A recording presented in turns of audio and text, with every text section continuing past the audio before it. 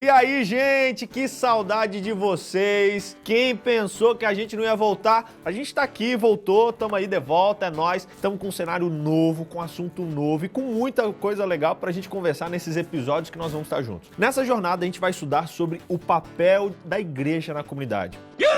Por isso que a gente colocou aqui uma ideia de cidade e tal. Gente, é um assunto muito massa, é um dos melhores que eu já estudei na minha vida. E eu te garanto que se você ficar ligado com a gente, estudando essa lição, você vai descobrir qual o plano de Deus para a tua vida e como cumprir esse plano. E mais, você vai aprender como levar os seus amigos para Jesus, seus amigos da faculdade, seus familiares, qualquer pessoa, como pastor. Não perca nenhuma lição, que eu te garanto que você vai aprender isso aí, beleza? Então vamos lá.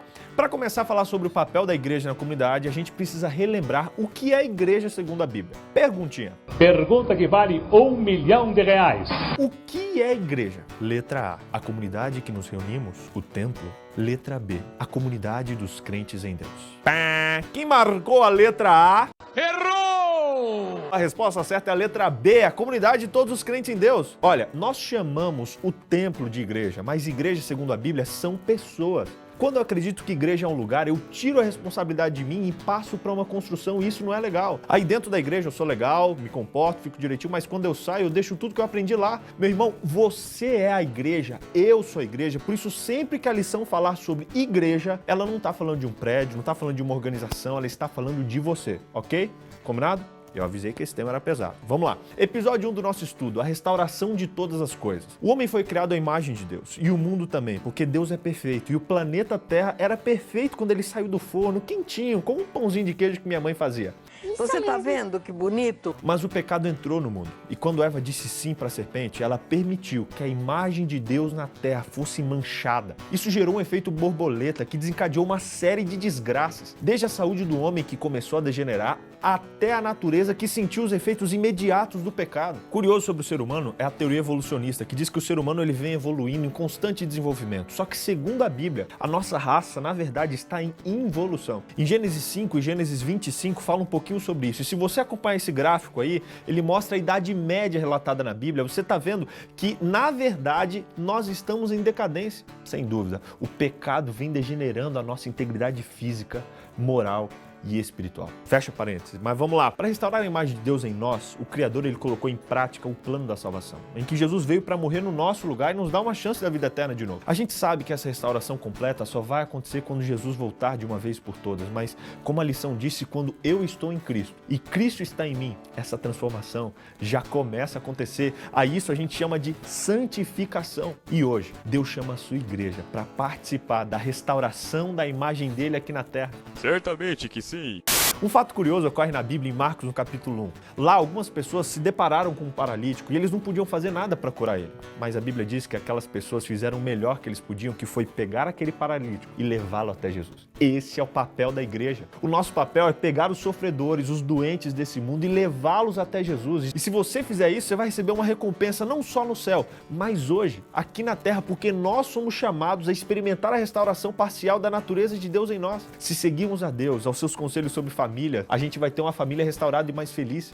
Se seguirmos os conselhos dele sobre saúde, você vai ter mais qualidade de vida aqui na terra. Se aceitarmos Jesus como nosso Salvador, a nossa vida será transformada e esse vazio existencial ele será preenchido. Eu e você, nós não podemos dar isso para as pessoas, mas Jesus pode. E por isso que como igreja, eu e você, nós temos esse papel de levar as pessoas para o médico, Jesus Cristo, que pode e vai transformar a vida de todos que forem levados a ele. Tem uma frase famosa que diz bem assim: evangelização é um mendigo contando para o outro aonde encontrar pão. Eu entendi a referência.